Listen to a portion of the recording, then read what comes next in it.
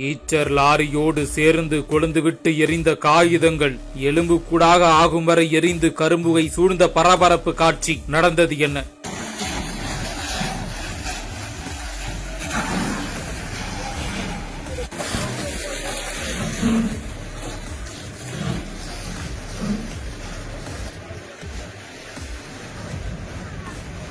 கிருஷ்ணகிரி மாவட்டம் பெங்களூரு சென்னை தேசிய நெடுஞ்சாலை ஒசூர் அடுத்த ஒட்டேனூர் என்னுமிடத்தில் தர்மபுரியிலிருந்து காகிதங்களை ஏற்றிக்கொண்டு ஈச்சர் லாரி ஒன்று வந்து கொண்டிருந்தது. அப்போது திடீரென தீப்பிடித்து திமுதிமுவென எரிய ஆரம்பித்தது. இதனால் அப்பகுதி முழுவதும் புகை கிளம்பி பரபரப்பாக காட்சியளிக்கிறது. கிருஷ்ணகிரி ஒசூர் சாலையில் மற்ற வாகனங்கள் செல்லாத வகையில் கரும்புகை சூழ்ந்து அரை மணி நேரத்திற்கு மேலாக எரிந்தது. பின்னர் தகவல் அறிந்து ஒசூர் கிருஷ்ணகிரி ஆகிய பகுதிகளில் இருந்து வந்த தீயணைப்பு வாகனங்கள் மூலம் நீர் பீச்சி அடித்து தீயை அணைத்தனர்.